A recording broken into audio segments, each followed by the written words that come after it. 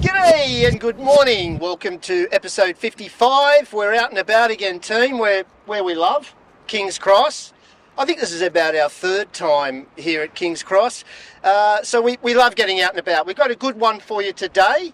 John and myself will be going through it with you. We have the beautiful gazebo. Used to be the Gazebo Hotel. It's the apartments now in the background.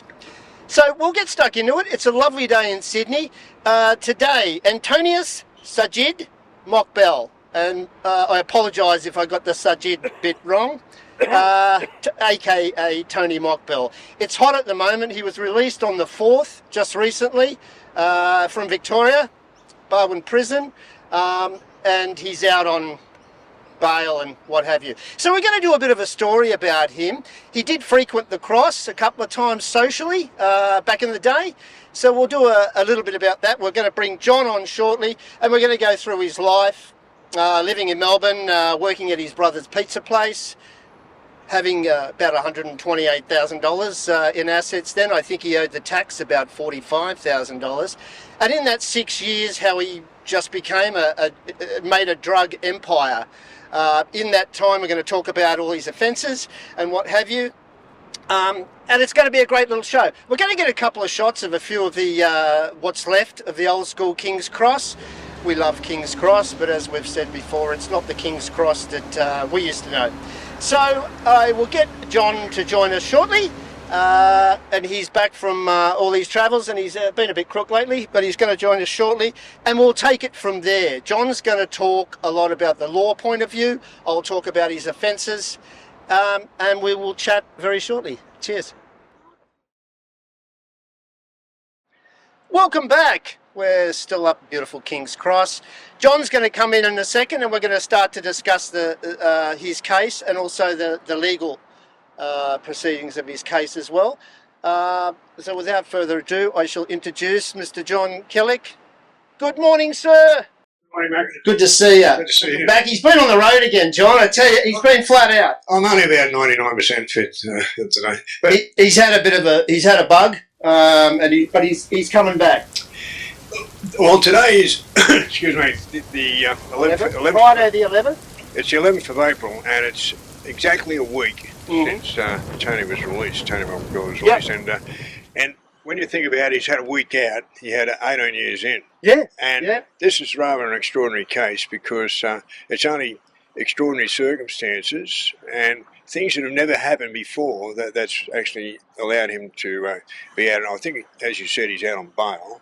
He is. I believe he's staying with his sister at Viewbank, which is northeast of Melbourne. They'll be watching him closely. He won't be getting away on any yachts. No. He went to church last Sunday. I think he needs to spend a bit of time there. Well, you'd be interested to know that the casinos banned him, but he's allowed to go to the races. That's Australia.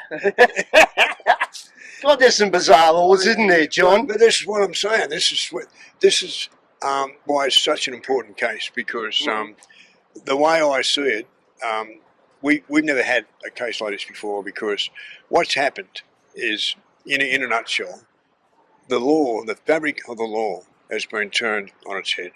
Yep. And they've been panicking for years in Victoria about, because it's all over informers, paid police informers, which his lawyer was one, but that was unknown.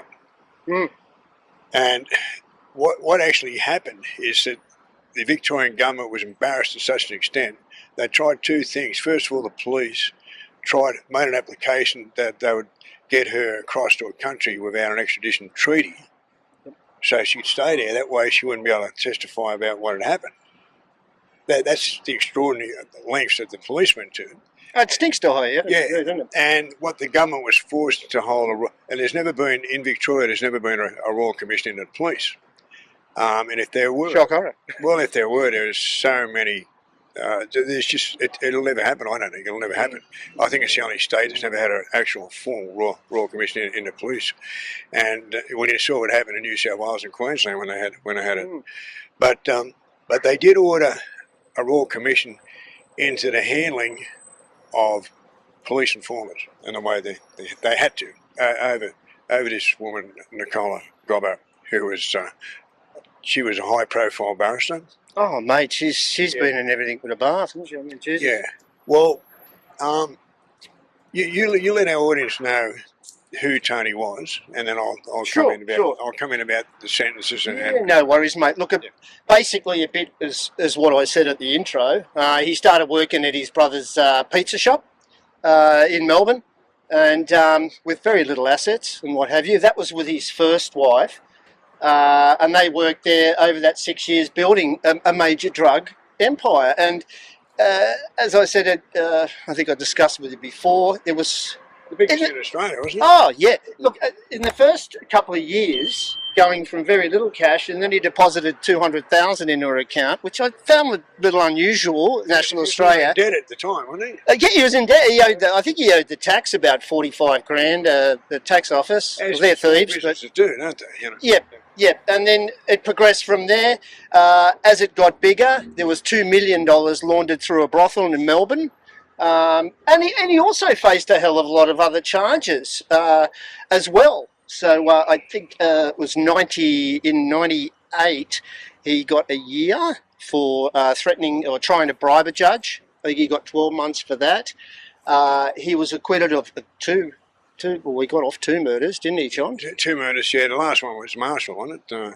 Yeah, Marshall the kickboxer. That was Moran, wasn't it? Moran. In Melbourne. I mean, you know, there's so much involved in this case. Well, maybe I should mention a little about his early life, because I think he was born in Lebanon, wasn't he? He was born in Kuwait, yeah. And he immigrated out here when he was 8 years old to Melbourne, northeast Melbourne. Yeah, but they were in Sydney for a while. His father died, drowned when he was 16. Yeah. His father died swimming at Bondi Beach. At Bondi Beach. Can you believe that? Now the thing it's pretty horrific as a young bloke. Well, what they said in court, and there's quite a bit of weight behind this from Sykes and whatnot, is that up in the land he hadn't done anything wrong, Tony, and then that turned him. He sort of got turned in a while. And I know what they're talking about, because it happened to me. I'd never been in any trouble as a kid myself.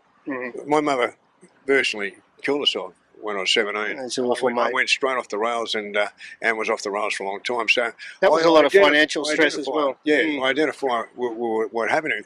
These major setbacks can send kids off the rails, particularly if they haven't got any support. 100%. Yeah. 100%. And the addiction to money. Well, he couldn't even speak English when he came over, and he had trouble at school and whatnot, adapting and everything. So, but he was going okay, and then.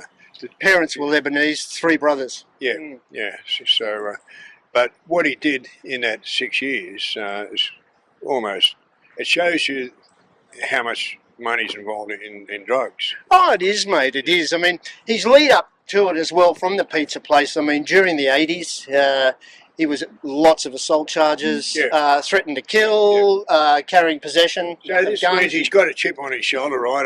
It's a build-up, and I think what you said is true. What happened to his father? Oh, definitely. But I also think it's just the scent of the money. Well, being an alien, coming over, couldn't speak the language. You know what kids are like. It would have been difficult for him at times at school, and table full of cash. So he learned to be a tough guy. Yep. And he's not a wimp, I don't think at all. No. Yeah, in 1998, he was also convicted of amphetamine manufacturing, like a drug factory. So he's had form, mate. He's been charged quite a few times with the assaults and other things. It all goes with the business. He was criminal. It was accepted that he was on the way to being a major criminal. There's no doubt about that. Yeah. But we should talk maybe about the escape. Yeah, the crux is, well, first of all, the escape. You want to talk about escape? Sure, mate. Look, it's incredible. It is pretty impressive. And I mean, the man had readies, he had cash. So if you got cash behind you, you can do anything. Yeah. So we'll come to 2006.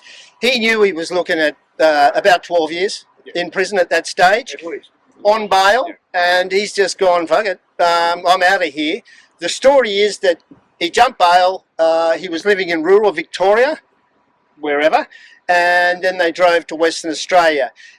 while all this was going on, he's bought a yacht from overseas with a crew. I mean, we're talking serious bucks, John. And they've sailed it to Australia. But to he bought Western a cheap Australia. wig. He bought a cheap wig. We've got to get to the wig. We've got to get to the rug. Yeah, so the yacht came over with the crew, but that wasn't the end of it. They then had to convert it, that place in the hole, the hidey hole. Oh, yeah. If they got caught up on the seas, he'd go straight into the hidey hole. Extremely well planned. Extremely well planned and funded. Well financed. Yeah, and they drove to Perth and they took off in 2006 degrees. Yeah, yeah. And made it. Yeah. Yeah, it's quite an escape. It doesn't get mentioned much about escapes because he wasn't actually in jail when it happened. Yeah. So and a lot of people have taken off on bail, and you don't hear about it because they're not actually in jail. Yep. You know? Yeah. But it is. It's quite amazing. I would imagine in Greece, mate, he's partying and having a good time. Probably Greece was probably the wrong place for him to go, but he must have had contacts, obviously there. Yeah. But after all said and done, they got a tip off about him. There's no, well, and all said and done with the cash and everything he's got, he got the cheapest rug from a $2 shop. I can't believe it. I've got pictures, Marcus, so we'll show a picture of that. But that rug was a shocker. Well, it was the talk of the town. It was a shocker. I just would have shaved your head. When they spoke about Tony Mokbel getting caught, they were talking about it. It was like when I got caught, my hair was dyed. Lucy dyed it with the wrong dye. Like jet black. It was red. Yeah, red was it? Yeah. That's what all they were talking about. The bloody hair. And I like more things away about than my hair, you know. We got to look down there, John. I think I've trodden a dog stogie down there. Sorry, folks. It's fucking everywhere. Bring your bags. Bring your bags. I'm really pissed when I take bags everywhere. Yeah. And, that's a fucking cracker down there. Sorry, viewers. Yeah. It's all over me boot, I think. But well, they do it where I am in the park. One of the parks. Kids play football there and everything. Yep. They're getting tackled in a dog shit, you know. Yeah, I know. So these people really need to be fined. Reminds you of the 70s when you got tackled at the Oval and you got diarrhea all over. But anyway, let's get back on track. The coppers were on to Tony at that point, and he was busted in 2006 at a cafe in Athens. Yeah, now, we know that he did just on 18 years in jail. Yep, that's right. But let's have a look at why he got out. Because this is a lot bigger than Tony Mokbel. Tony Mokbel's the name, but there are a lot of major criminals who have been released over this, and there'll be a lot more that probably will be. And it's attacked the very fabric of the law itself, because I'm a great believer, as much as I've been a lawbreaker, I'm a great believer that we've got to have laws and they've got to be adhered to. Now, whether it's if the police break the laws, then they need to be dealt with, as they did in the old days when they verbal people and just typed up, too lazy to get evidence, typed up records of interview. Wasn't signed by the accused, but it held the accused in jail. And then he got verbal in jail, and the judge knew what was going on. They go, well, they finished up stopping that eventually. They had to, because they made so many mistakes. But the judges used to go along with it. So we know what... they were in cahoots. And we know what the police... And in a way, a roundabout way, I can see what motivates police, that if they think someone's definitely guilty and they can't nail them... They want them off the street. Being police, they want them off the street. But they went to extreme lengths here. It was wrong what they've done. They need to be accounted... They need to account for it.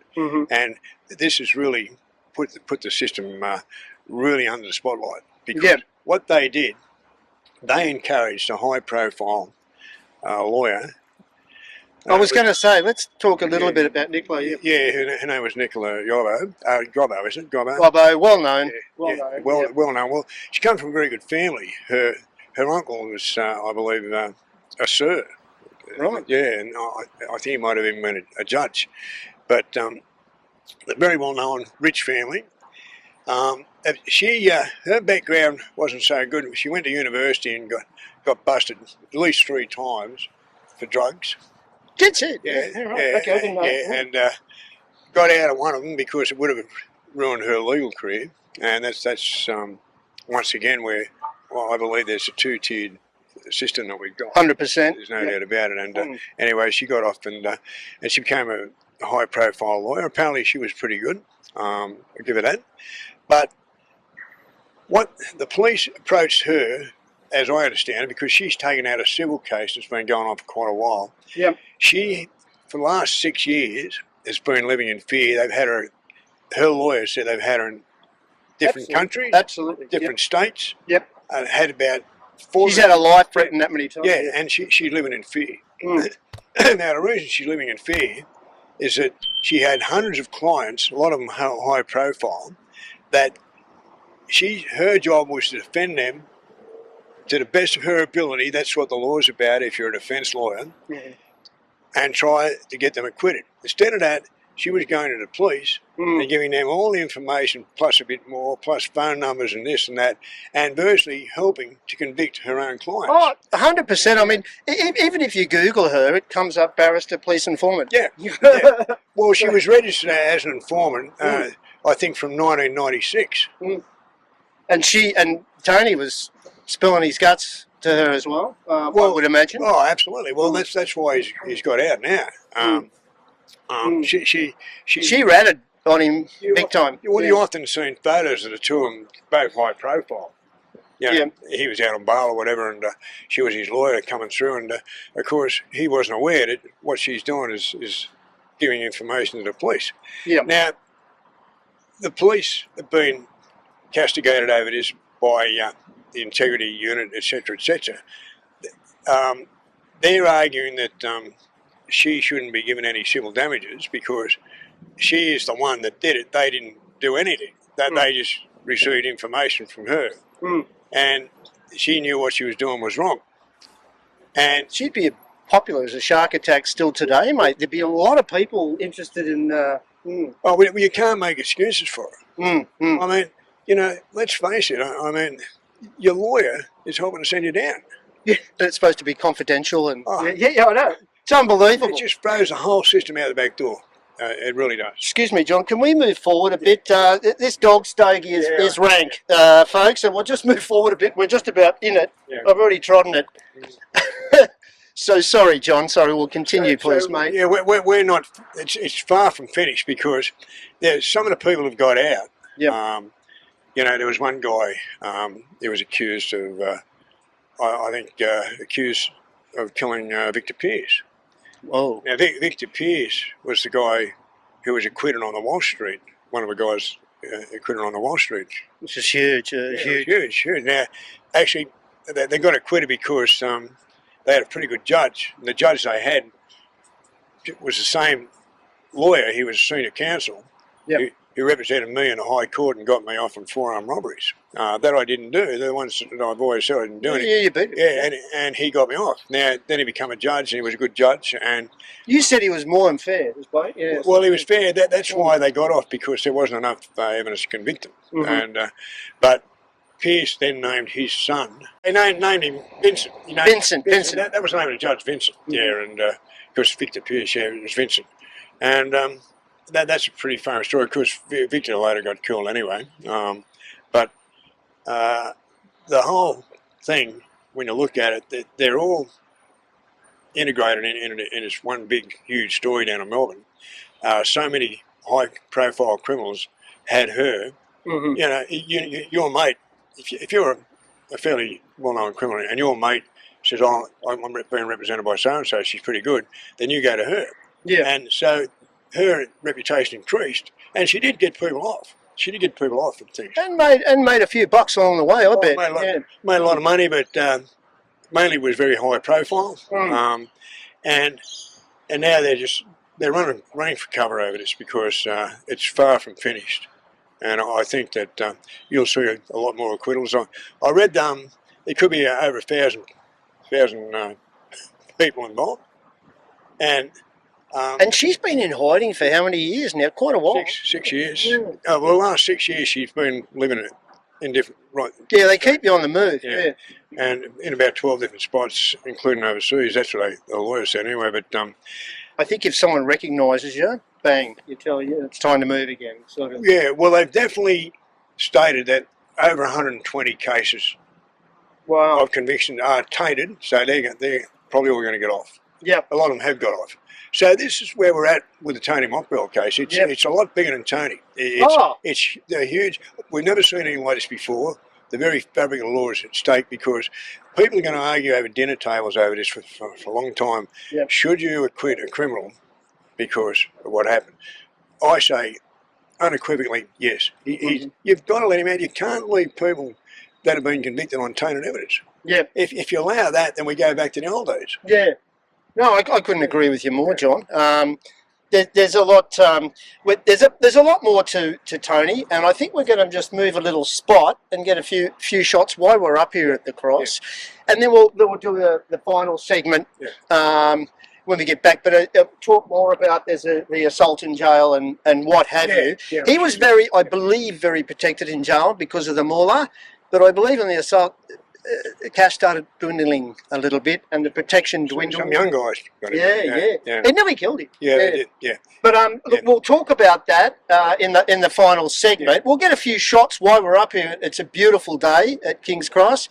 We're right next to the Coppers here, where we've been before, and we'll continue that. What do you think, John? We'll just move to a different. Well, I think they're okay. Well, what we're saying, they weren't down in Melbourne. They weren't on the. Oh, we're quite free to say what we like about the case. They're doing their own little thing up here. They're doing their own little thing, and this has been a very popular spot for many years. The old, but I mean, they would do a lot less business here than they used to. Oh, yeah, absolutely. Yeah. They would be most happy. Yeah, this was a very famous park. Oh, mate, around here we've got, we had working girls, we had drug overdose. Boys working over there. A guy died just over there on those seats. There used to be a toilet over there. And, there used to be girls hanging out of doors, so I've been told. But well, the girls were everywhere. They were. Yeah, they were. But that's. But they were safe. That's it. Safe. Now and again, the drunk might bang at him or something, but overall, they'd probably bash him anyway. But the thing is, some of those girls were tough, as you know. You know, when I grew up in the late 50s, when I first came to King's Cross, it was teeming, and it was like another place city. To be. Yeah, it was another city. Place to be. Yeah. Everyone would come up. Even my mum, who's as straight as hell in her 80s. Yeah. Checkers, and they come up to or whatever. Somewhere where you dance late at night. And she's not a drinker, but you could get a drink and a coffee or whatever. And, look, place to be. I used to come to Perskaliers. He had a gambling place around in Victoria Street. Yeah. Yeah. You had a bit of a punt, that's unlike yourself. Look, they call him the Black Prince. He's Bruce Clear's father. And he had this bloody ring on. It was a diamond ring. God knows what it was worth. And I remember we're getting away from the subject. This is an incredible story, rather, because he owned a lot of racehorses. And I was only a kid. I was only about 17. Mm.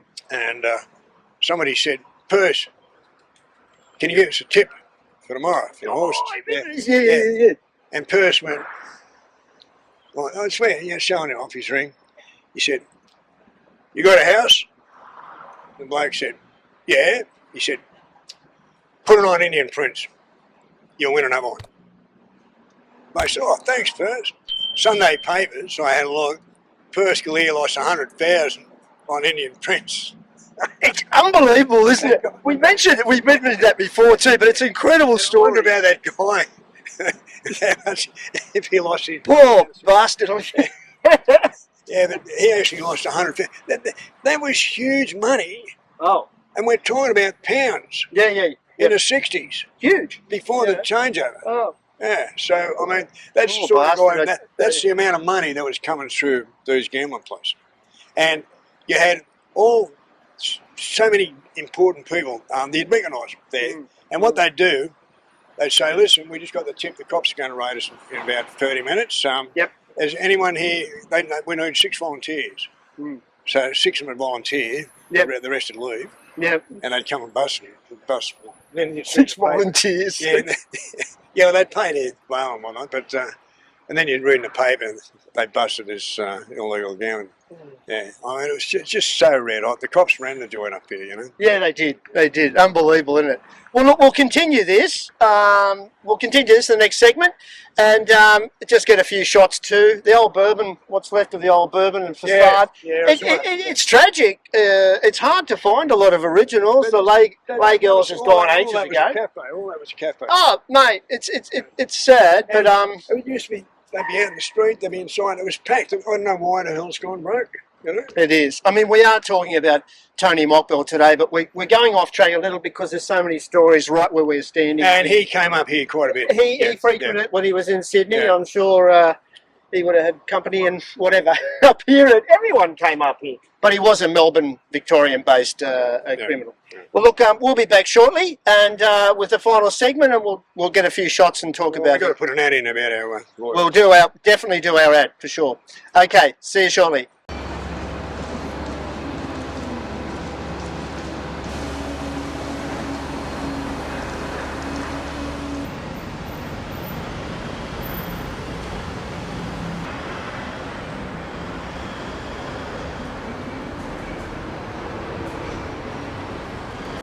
G'day! We're just taking a couple of minutes here to plug our fantastic supporters, Whitehall and Associates, lawyers.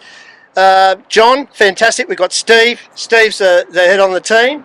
Yeah, well, he's also part of Warriors, which That was with Russell. Yeah. yeah, but that was After, yeah. that was Voice of Survivor, and then it became the Warriors. But Steve virtually was the engineer behind both of those companies, and Russell was the front man, you know. But now Steve's branched out. He's got his own company, the Whitehall, with other people, but they're doing pretty well. The thing is, we give them a mention because they support us to a degree where Absolutely. they recommend people to like us and subscribe. They've helped us a lot. Yeah, it helps us. You're a supporter, and we want to support back. So. Yeah, and we just recommend them because I know them personally, and I know they'll give you the best service you can get.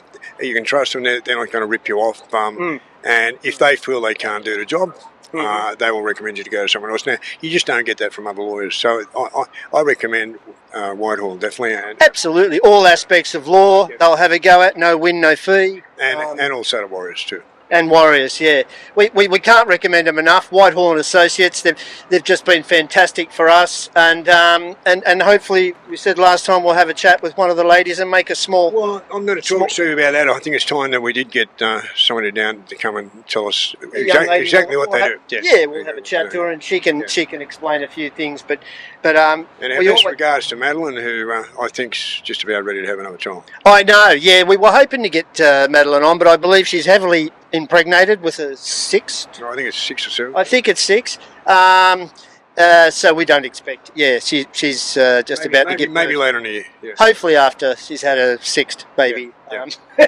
Anyway, thank you, Whitehall and Associates. Thank you, Steve. We appreciate all your support, and we'll always back you. Any problems, give them a call. The graphics will come up. Thanks very much. Hey, and welcome back. We're going to wrap up this segment shortly. Marcus has got a few shots around the cross. So we've gone to 2006. He jumped. Tony got busted 2007 in a cafe in Athens. So they were obviously undercovering for a while. He spent huge amounts of money, except on the rug. That rug was a cracker. John, I couldn't believe he bought that $2 rug. And he got busted from there, extradited back to Victoria, and he was looking at 30 years with a minimum of 22. 22. Yeah. Well, he's done 18. He's done about 18. And so, I mean, even getting out, he's only saving, and he's still not finished with it because he's still on bail. He's still on bail now. The thing is that what you've got to look at is that they put him in Barwon. Now, we all know Barwon. It replaced old Geelong Jail, which is now a museum, closed down, and they put and Penridge closed down, and it's replaced by Barwon, which is one of the I'd say one of the top maximum security jails in Australia. it's a huge complex. Yeah. And there are so many high-profile and dangerous criminals that are in Barwon, and they didn't put poor old Darren Hinch in there. And when he lasted 48 hours in Barwon, then went on protection. He always said he wouldn't go on protection. And that was a big thing, wasn't it? Darren's big drama at the time. Yeah. He got, I think, 6 weeks or something, and they put him in Barwon for his own bloody protection virtually, and he wouldn't go on protection, and he had 48 hours and said he couldn't handle any more and he went on protection. And he said later on, this is getting off the track, but I think it's funny, he said that I wanted to tell you, I had to sign a thing that if I went to a farm, I'd talk to pedophiles, and I hate pedophiles, and I'm always going. He said I'd never talk. He said, but I had to talk to pedophiles there, and that was my punishment. You know. So he's turned it around and made it look like he made the sacrifice. Oh yeah. Of course, it's media. Yeah, but well, we know Carl Williams got killed at Barwon. It's just a very dangerous thing. And what happened to Tony Mokbel? It was pretty cowardly attack the way they got him, and he was lucky to survive. In fact, I read at some stage that they thought he was going to die at some stage. Mate, it was touch and go, because even on the and I've actually got some photos Marcus will put up of that on the trolley, mate. They were even doing CPR, so I think he was in cardiac arrest, and he was very, very lucky. The reason I've been told for this to happen was the money was running dry, the protection was running dry, he was more wide open. Whether that's true or not, but that's what I've been told. But that could happen. I've seen everyone knows I've done a lot of jail, and I've seen a lot of high-profile prisoners come in that their money has protected them, and it didn't matter what they were in for. If they had the money, they were okay. But if they didn't have the money, they weren't okay. So that could have happened. I don't know. You hear so many rumours. We never get the real truth from the media. We never get the real truth. And unless I actually spoke to Tony Mokbel or one of his associates, we've got to run with that. But that's the story that's out there. Yeah. That may have gone in his favour of being released early, health-wise. His health has gone down. What do you think? No, I don't think it had anything to do with it. They didn't want to let him out. He was the highest profile of the lot. They did not want to let him out. They fought, but they've been advised by the best legal minds in Australia. You have to let him out. You have to quash his conviction. And now they didn't have a choice. Yeah, they didn't have a choice. Now he already had an earlier conviction quashed years ago, and this was the second one. But the thing is that it was going to get quashed. What they'll do now, I think. They won't carry on with it. I don't see how the hell they can have a retrial where the evidence is tainted as what it is. I think what we've got here is a system that's totally fallen upside down, it's done a Humpty Dumpty. You know. And you've talked about things like that for years, and I agree with you. Yeah. It's strict bail conditions and a ankle bracelet thing. Has he got an ankle bracelet? Well, that's what I read last night through my research. He's still allowed to go to the races, but the casino has said, we don't want him here. Can you believe the casino won't have him here? Some of the biggest crooks in Australia in the world casino go to the casino. And they wash their money, and Star City's in a lot of money, trouble over it now, maybe closed down. They've been in this shit over the last 10 years, haven't they? Yeah, because they didn't declare a lot of this bloody illegal money from people that... have you been to Star? It ain't all that, but anyway. Yeah. Considering to the casino, I'm not a gambler. Casinos overseas crap on the Star. But they've got a great buffet. This is what I go, the buffet and the entertainment. $100. That's the trouble. Yeah, but it's Entertainment, there's a lot of lovely ladies there. Yeah, and it's good to go down there. I've been there, mate, a few times. We go down and watch the big fights. They've got the fights. You can watch them free. You know, you got to pay $60 at home to watch it. But they're hoping you'll go in there. They're hoping you'll spend money on liquor. They're hoping you'll spend money on bloody... you get free pay-per-view. Free. Yeah. Beautiful. Yeah. But anyway, so look, so that was the bashing, 2019. After that, well, he nearly died. Up until recently. So he was released, it's a week ago today, John the 4th. Yeah, that's right. He's been released. He's in Victoria. I believe his mother passed not long ago. He's been to church. He's paid respects. What have you? We'll see him at the races tomorrow. It's a big race day. There's a huge race meeting tomorrow. The media will go nuts. Could see him there. And if I was him, I'd go. Well, just don't say anything. He just smiles a lot. And look, getting released from prison, it would have been lovely. Oh, he'd been on a high. Yeah. But he would have known he was going to get out. Would have known he was going to get out. Yeah. Whereas meanwhile, poor old Gobbo, we don't know what she's doing, but she's living a life of fear. And look, I'm sorry to say it, but she put herself in that position. And as I said, you Google it, barrister, police informant. She has destroyed people's confidence in lawyers. That's what she's done. You know, and the police, for that matter.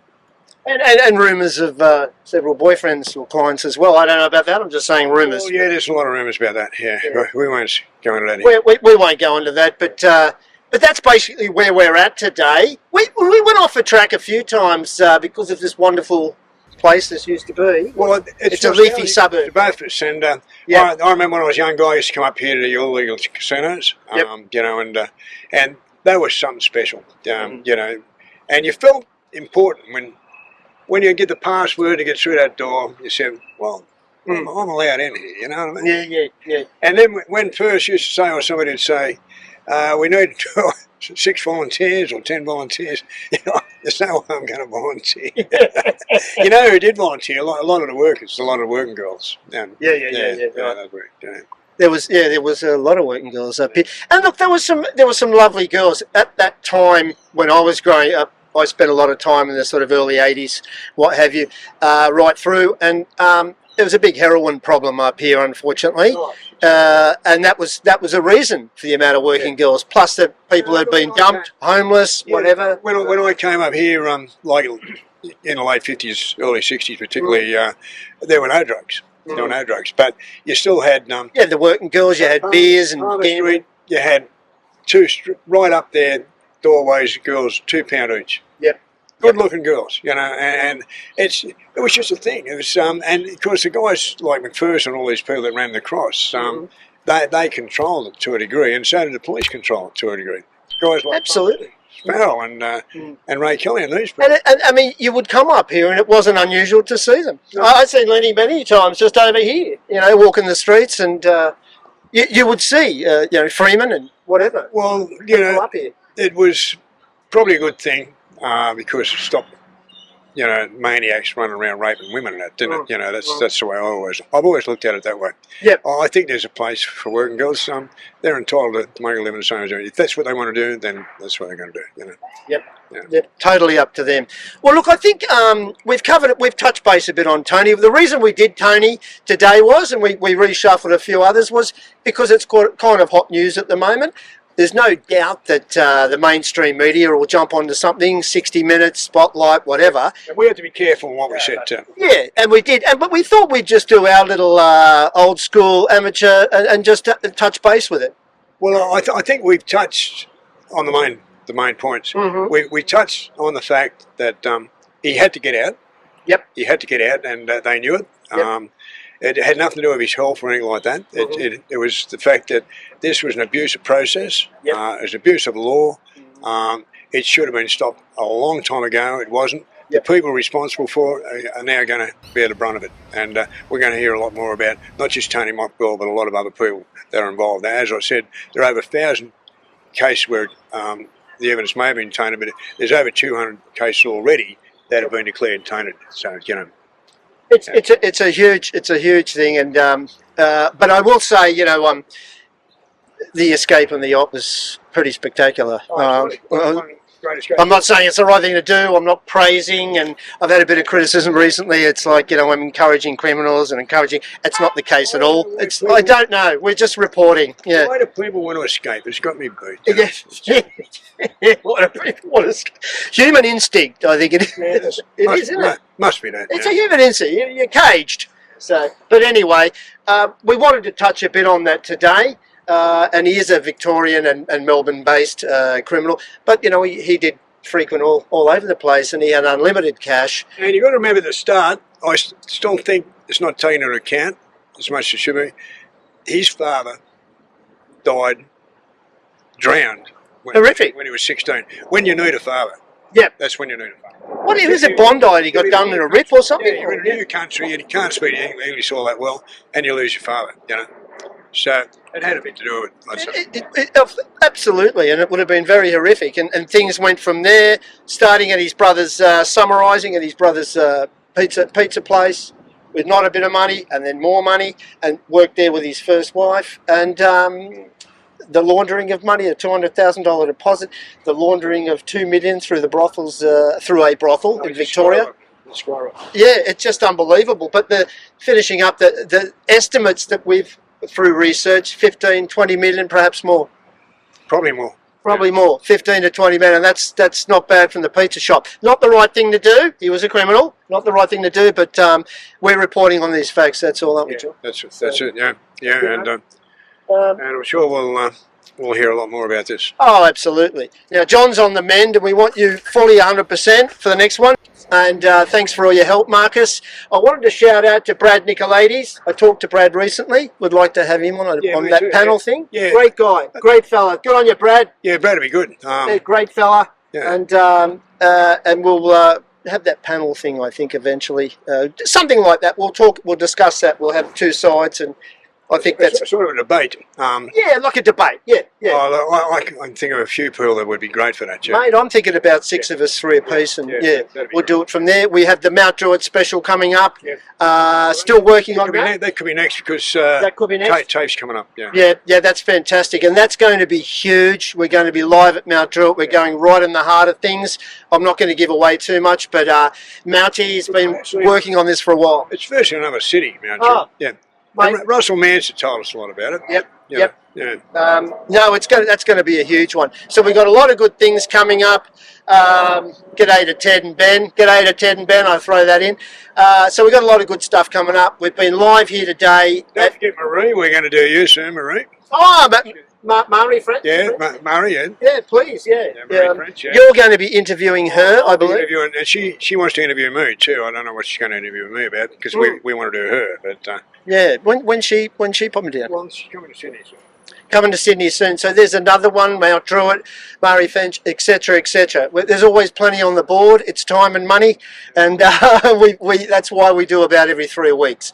Eventually, we'd like to get one a week. And do us a favour if you can. Let your friends watch us. Give us a like and a view, and if they're not subscribed, please subscribe because it will help. Yeah, please subscribe. It's all free. Like and subscribe. We appreciate all your support. We're just about to hit around 12:20. Thank you very much, everyone. That was episode 55. So, thank you very much for joining us today. We're at wonderful King's Cross. Unfortunately, John, it's not the old King's Cross that I loved. It isn't. No, I'm afraid not. Yeah, but it looks fantastic. It's a leafy suburb now. Different people, mate. Different people, and complete with dog shit as well to our left, which we did that segment in. I needed a gas mask there at one fucking stage, I think. But anyway, it's been great. That was Tony Mokbel. A bit of just on our view, on our little... And Nicola Gobbo. Gobbo as well, wherever she is. And I hope you're watching, Gobbo. Wherever you are. You could be in the tree up there or something. Thanks very much, everyone. That was episode 55. It's Friday the 11th. Great to see you. John will be back. You've just about kicked it, mate. You've just about... he's in bed with your vlog. This time last week, I was halfway to Broken Hill. Yeah. Unbelievable. You never stop, but anyway. He's on the mend. Thank you very much, everyone. Take care, and we'll see you soon. That was 55. Yeah, thanks everybody. Bye. Thanks very much. Bye.